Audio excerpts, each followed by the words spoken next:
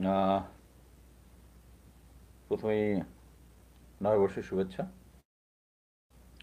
আমরা এখানে নিউ ইয়র্কে অবশ্য কালকে নববর্ষ উদযাপন করেছি লেফটেন্যান্ট কর্নেল রেজার বাসায়।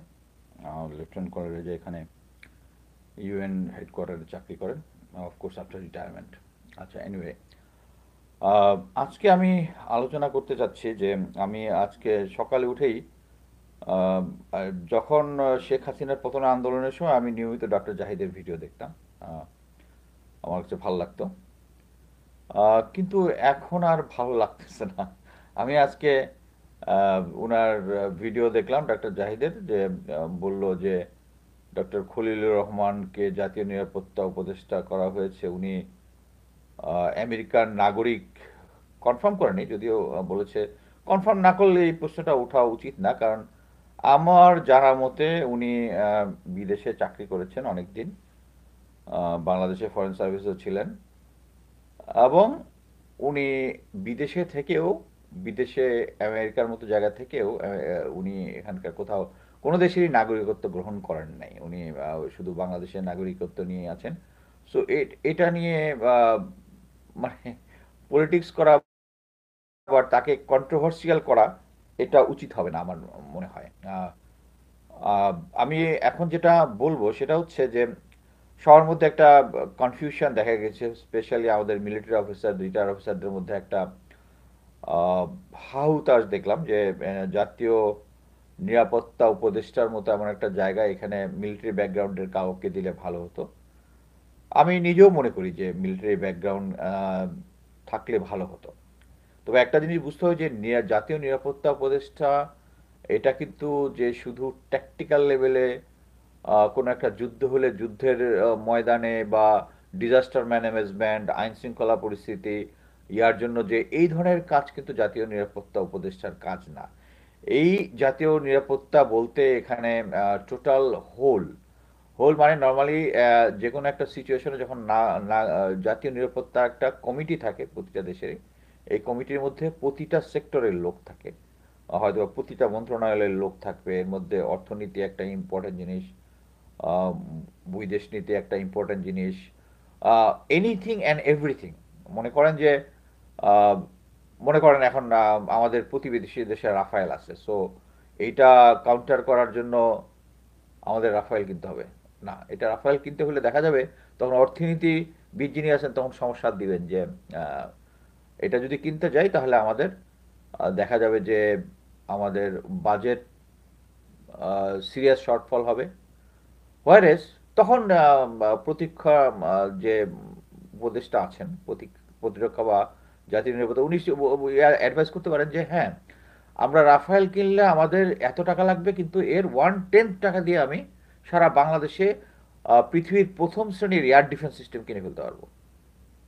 মোট কথা হচ্ছে ইট ওয়ার্কস লাইক দ্যাট, যে জাতীয় নিরাপত্তা উপদেষ্টা সমস্ত সমস্যা শুনে আহ, তারপরে একটা অ্যাডভাইস করেন। বাট এখানে প্রফেসর খলিল রহমানকে প্রথমে করা হয়েছিল, ডক্টর খলিল রহমানকে প্রথমে করা হয়েছিল রোহিঙ্গা বিষয়ে উপদেষ্টা। আমি বলবো উনি এন্ট্রি পেয়েছেন সরকারে, তারপরে তাকে জাতীয় নিরাপত্তা উপদেষ্টা এবং এর সাথে প্রতিরক্ষা, মানে নর্মালি প্রতিরক্ষা মন্ত্রী যিনি থাকেন উনি হচ্ছে প্রধান উপদেষ্টা বা প্রধান মন্ত্রী।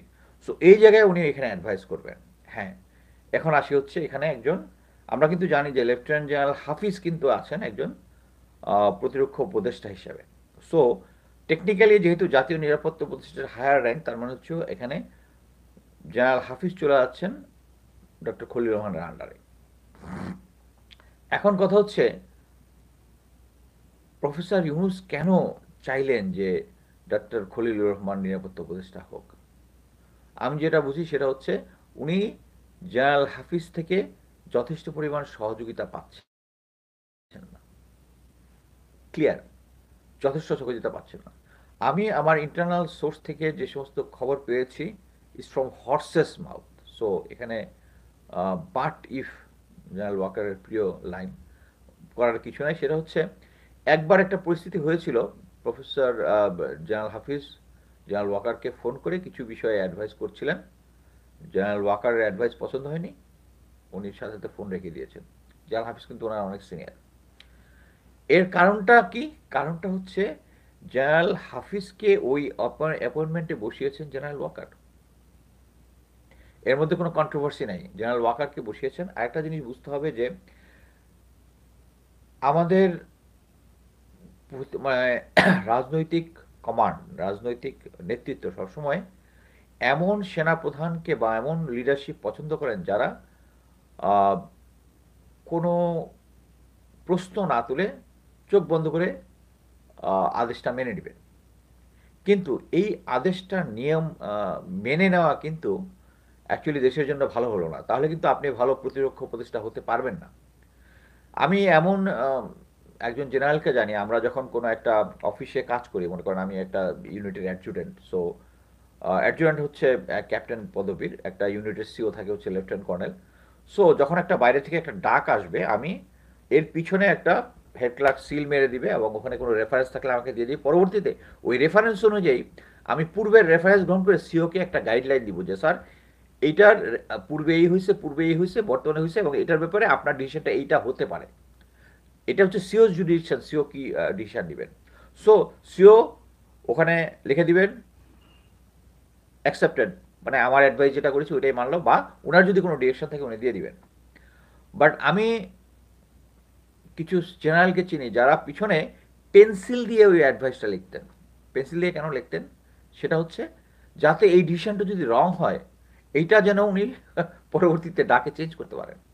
এবং অ্যামেজিংলি এই সমস্ত সিনিয়ররাই রাজনৈতিক নেতৃত্বের কাছে সবচেয়ে প্রিয়, কারণ তারা সিনিয়র কি করবে এভাবে বুঝতে পারে। আপনি যদি সেকেন্ড ওয়ার্ল্ড ওয়ারের সময় দেখেন, সেকেন্ড ওয়ার্ল্ড ওয়ার যখন হয় তখন কিন্তু আমরা সবাই জানি যে উইনস্টন চার্চিল ছিলেন হচ্ছে প্রধান ওখানকার ইউকের প্রধানমন্ত্রী। অ্যাকচুয়ালি কিন্তু যুদ্ধ শুরুর আগে কিন্তু উনি ছিলেন না, উনি he was in retirement after his term. But সরকার চিন্তা করেছে যে এই যুদ্ধের সময় যুদ্ধের ব্যাপারে উইনস্টন চার্চিলের কিন্তু মানে মিলিটারি ব্যাকগ্রাউন্ড ছিল। সে লেফটেন্যান্ট অবস্থায় আমাদের ইন্ডিয়া, গ্রেটার ইন্ডিয়াতে চাকরি করেছেন উনি, ব্রিটিশ আর্মিতে। পরবর্তীতে সম্ভবত ক্যাপ্টেন বা মেজর অবস্থায় রিটায়ার করেছেন উনি। পলিটিক্যাল, ওনার ফ্যামিলি যেহেতু পলিটিক্যাল ব্যাকগ্রাউন্ডের ছিল, তারাও চেয়েছে যে একটা মিলিটারি ব্যাকগ্রাউন্ড হলে তার মধ্যে সে একটা নেতৃত্বের কিছু গুণাবলী আনতে পারবে পরবর্তী, এবং হি প্রুভড ইট। এবং সেকেন্ড ওয়ার্ল্ড ওয়ারের সময় এই তার নেতৃত্ব, এখানে কিন্তু অনেক বিরোধী দল ছিল, ছিল, তারা সবাই চিন্তা করেছে যে ব্রিটেনের জন্য সবচেয়ে কোনটা ভালো হবে, কোনটা ভালো হবে, এবং ওই ডিসিশন তাদের মধ্যে বিশ্বাস ছিল যে উইনস্টন চার্চিল নিতে পারবে। সো আমরাও কিন্তু একই সিচুয়েশনে আছি। আমরা এখন কিন্তু চোখ বন্ধ করে আমাদের এইটুকু বলতে পারি যে সবাই আমাদের প্রধান উপদেষ্টা যিনি আছেন ওনাকে চোখ বন্ধ করে ওনাকে বিশ্বাস করতেছেন। অ্যাটলিস্ট আমি মনে করি 99% লোকজন বিশ্বাস করে। এবং এইটুকু যদি বিশ্বাস করে, আমাকে ওইটুকু বিশ্বাস করতে হবে যে উনি অ্যাকচুয়ালি এই না জাতীয় নিরাপত্তা উপদেষ্টা নিয়ে জেনারেল হাফিজের ব্যাপারে সন্তুষ্ট না। কি কারণ? কারণ উনি হচ্ছে ওই ধরনের সিনিয়র যিনি ডিসিশনটা ঠিক মতো নিতে পারেন না, এবং না না নেওয়ার ফলে উনি ওই পেন্সিল দিয়ে ডিসিশনটা লিখতেন। এবং ওনার কমান্ড যদি দেখেন, উনি কুমিল্লা জিওসি হিসেবে চাকরি করেছেন। ওনার সিচুয়েশন একটা হয়েছিল যে সিচুয়েশনের জন্য চ্যাপ্টার এরিয়াতে যারা সিভিলিয়ান ছিল, সিভিলিয়ানদের ওনার পরিবারের একটা সদস্য নিয়ে একটা ক্রাইসিস হয়েছিল। যারা আরও বেশি জানতে চান এটা গুগল করে জানতে পারবেন, আমি এটা এক্সপ্লেন করতে। এবং at the end he could not manage the situation. উনি ইয়াতে গিয়েছিলেন, ইউএন মিশনের চিফ ফোর্স কমান্ডার হিসেবে গিয়েছিলেন। He was sent back to Bangladesh. তার mission was, he was command was failure command. So এরকম একটা লোকজনকে যদি আপনি একটা ক্রাইসিস টাইমে জাতীয় নিরাপত্তা উপদেষ্টা দেন, এবং এটা জেনারেল ওয়াকারের অ্যাডভাইজে হওয়া মানে হচ্ছে ভারতের অ্যাডভাইজে হওয়া, ক্লিয়ার। উনি এবং মেজর জেনারেল রফিক, যাকে আপনার মনে আছে কিনা দিয়েছিলেন রেড ক্রিসেন্টের চেয়ারম্যান হিসাবে, এবং প্রফেসর ইউনুস কিন্তু এটা চেঞ্জ করে দিয়েছিলেন, ওই জেনারেল রফিক এটা চেঞ্জ করে দিয়েছেন। সো আমরা এখানে মিলিটারি যারা আছে, আমি সিনসিয়ারলি বলবো যে আমরা একটা নিরাপত্তা উপদেষ্টা দিতে পারলাম না। কি জন্য? কারণ আমাদের মধ্যে পোটেনশিয়াল অনেক অফিসার আছে। আমি সবাইকে বলি, আমি জেনারেল ইকবাল করিম ভুইয়া সব কিছু বলি, বাট তার পোটেনশিয়াল এবং তার ক্যাপাবিলিটি আমার কোনো ডাউট নাই। কিন্তু উনি যদি ভারতের সাথে কানেক্টেড হন, আমি তো চাবো না ওকে নিরাপত্তা উপদেষ্টা করতে। এখন যারা মিলিটারিতে যারা এই গত 15 বছর ধরে ছিলেন সার্ভিং এবং রিটায়ার্ড অ্যাজ বোথ, তারা ধরেই নিয়েছিলেন যে এই শেখ হাসিনা সরকার অ্যাটলিস্ট 2030-40 পর্যন্ত থাকবেন, অ্যাটলিস্ট যতদিন শেখ হাসিনা জীবিত আছেন। অতএব তাদের কেরিয়ারকে স্মুথ করার জন্য তাদেরকে এই আওয়ামী লীগ সরকারের সাথে থাকতে হবে, এবং দে কম্প্রোমাইজ দেমসেলফ। এবং এই কারণেই আমাদের একজন প্রতিরক্ষা উপদেষ্টা আমরা সেনাবাহিনী থেকে পাইনি। আমি মনে করি প্রফেসর ইউনুস খুব সিনসিয়ারলি অ্যাসেস করে জেনারেল হাফিজকে দিয়ে যে এই কাজ হবে না, উনি ভালো মতো বুঝতে পেরেছেন। উনি নিশ্চয়ই উনার অ্যাডভাইজার অবশ্যই আছেন। আমরা এটা ক্লিয়ারলি জানি যে ডিজিএফআই এনএসআই এটা তার গোয়েন্দা সংস্থা হলেও তাকে ঠিকমতো অ্যাডভাইস করে না। এই অ্যাডভাইস না করার কারণেই এই প্রতিরক্ষা উপদেষ্টা, নিরাপত্তা উপদেষ্টা যেটা হয়েছেন, এটা ডক্টর খলিলুর রহমান হয়েছেন। একটা ইম্পর্টেন্ট জিনিস, এই কোডটা কার আমি জানি না, বাট সম্ভবত উইনস্টন চার্চিলেরই, বা সরি আমি না জেনে বলবো না, সেটা হচ্ছে war is a so important thing, so it cannot be relied on the generals only. এর মানে হচ্ছে যে যুদ্ধ এমন একটা গুরুত্বপূর্ণ জিনিস, বিষয়, মানে এটা লেভেল এত হাই যে সেটা শুধু জেনারেলদের উপর ডিসিশন নেওয়া যাবে না। আমি মনে করি জেনারেলদের উপর ডিসিশন নেওয়া যাবে, কিন্তু বর্তমান পরিস্থিতি তো সেটা না।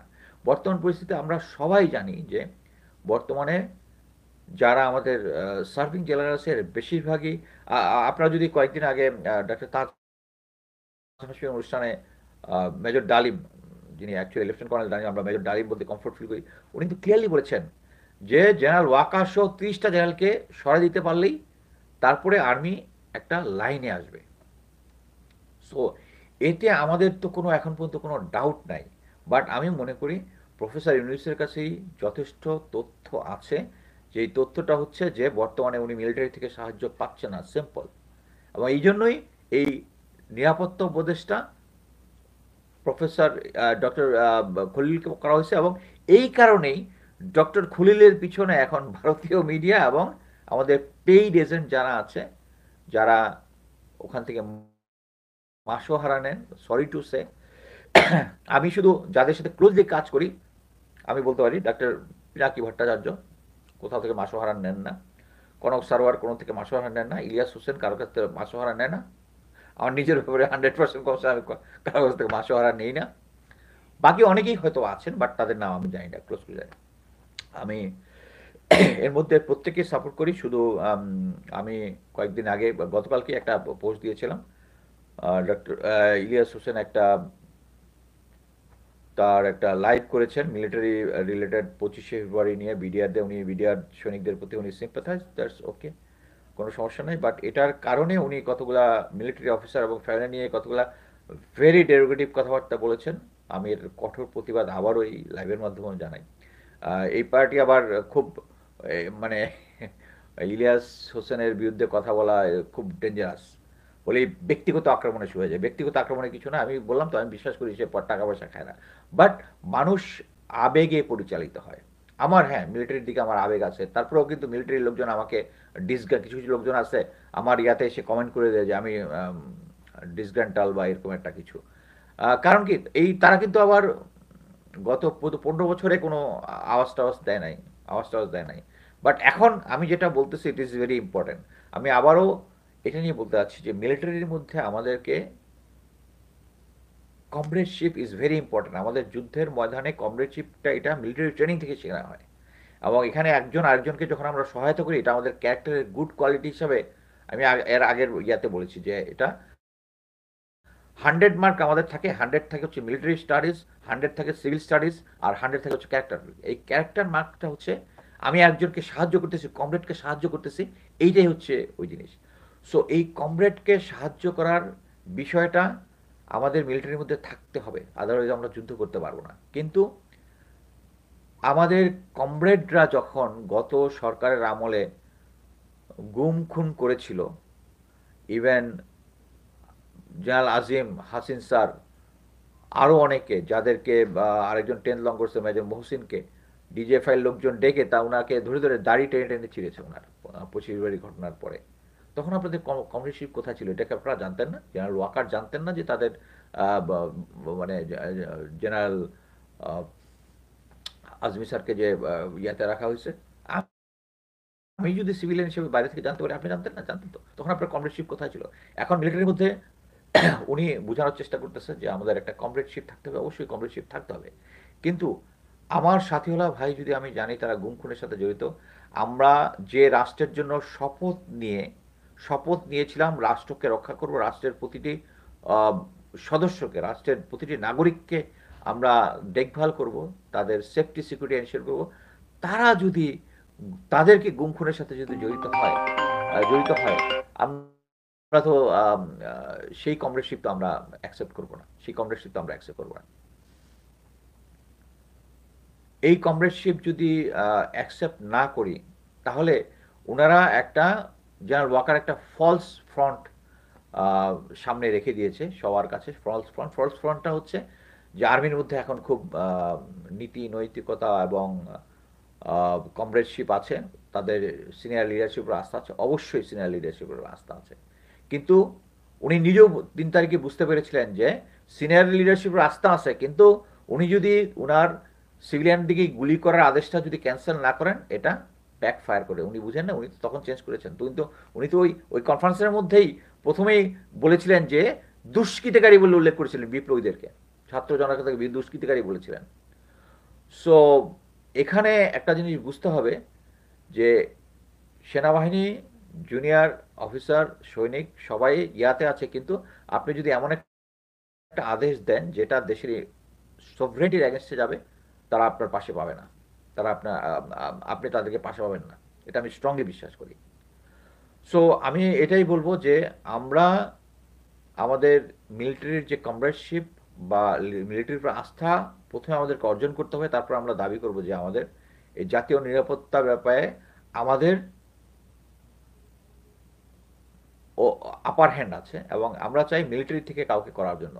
কিন্তু মিলিটারির কোনো লিডারশিপ কি প্রুভ করতে পেরেছে যে দেশের ব্যক্তি স্বার্থ, রাজনৈতিক দলের স্বার্থ বাদ দিয়ে শুধু দেশের জন্য ডেডিকেটেড? হ্যাঁ, আছে। আমি বিশ্বাস করি ব্রিগেডিয়ার হাসান নাসির স্যার আছে। আমি উনাকে খুব ক্লোজলি দেখেছি। উনি একমাত্র ব্যক্তি যে শেখ হাসিনার সময় তাদের চোখে চোখ রেখে বলেছিলেন যে এই ইনভেস্টিগেশন, 25 ফেব্রুয়ারি ইনভেস্টিগেশনটা ঠিক মতো হয়নি। এখনও উনি সেই একই পয়েন্টে আছেন, এবং এটার জন্য উনি গোয়েন্দা সংস্থা থেকে শুরু করে, জেনারেল ওয়াকার থেকে শুরু করে সবার বিরাগ ভাজন হয়ে বিভিন্ন জায়গায় সমস্যার ইয়া, যেমন আমি নিজেও কথা বলে পাচ্ছি, আমার ফেসবুকের অরিজিনাল অ্যাকাউন্টটা নাই, এই জন্য আমার এখন একটু রিচও কমে গেছে। বাট আমি একটা জিনিস, আমার যে ভিডিও আছে এটার মধ্যে কোনো কপিরাইট নাই, you can copy paste and you have share. So আমি এখন কোনো কোশ্চেন থাকলে আমি কোশ্চেনটা নিব, আমি দেখি কোশ্চেন কারো আছে কিনা।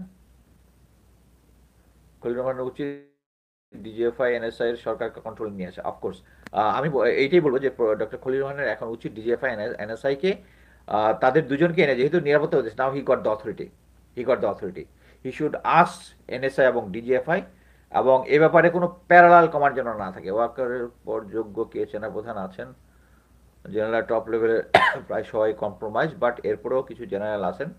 আমি এর আগেই দুইজনের কথা আমি মেইনলি বলেছি। একজন হচ্ছে 24 ডিবির জিওসি মেজর জেনারেল মুশফিক। উনি 24 ডিবির মানে ওখানে জিওসি হিসেবে জয়েন করার পরে উনি দেশের সার্বভৌমত্বের জন্য হুমকি, যেটা ফেনী নদীর উপরে শেখ হাসিনা যে ব্রিজটা করে দিয়েছে, উনি ওখানে গিয়েই ওখানে একটা ডিফেন্স প্ল্যান তৈরি করেছেন, ওখানে একটা আশেপাশে একটা টেম্পোরারি একটা স্থায়ী বড় সাইজের একটা ফোর্স রাখার ব্যবস্থা করার জন্য প্রপোজাল পাঠিয়েছেন, এবং এটা ইনশাল্লাহ পাস হয়ে যায়। এটাই বোঝাচ্ছে উনি ডেডিকেটেড টুয়ার্ডস দ্য কান্ট্রি। এখানে কোথায় কোথায় মানে ভারত এটার জন্য উনি সেনাপ্রধানকে জিজ্ঞেসও করে নাই। আমি কেন জানি, because I have a good link, simple.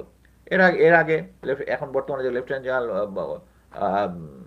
Mainur আছেন, আমি 24 ডিবি জিওসি ছিলেন, তার লোকজন হচ্ছে ফার্স্ট ছাত্র জনতার দিকে যখন পুলিশ এবং ছাত্রলীগের লোকজন গুলি করে, তখন তার লোক প্রথম ছাত্রদের মাঝখানে শিল্ড হয়ে দাঁড়িয়েছিল। তখন আবার আরেক কোর্সমেট ম্যানেজার কবির ফোন করে বলছিল, what you are doing, you are firing towards police.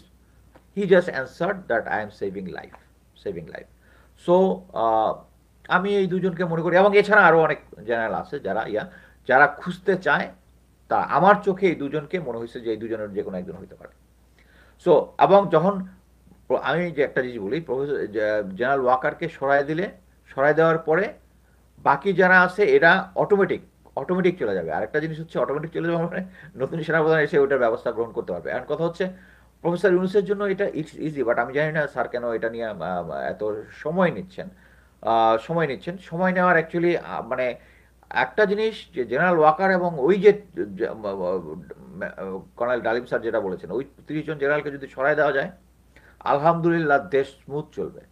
এবং প্রফেসর ইউনূসের সরকারের প্রতি এবং ডক্টর খলিলের প্রতি আমার পূর্ণ আস্থা কখন হয়, যখন দেখি ভারত তাদের প্রতি রুষ্ট, তার মধ্যে they are in the right track. Thank you, আমি আজকে এখানে শেষ করছি।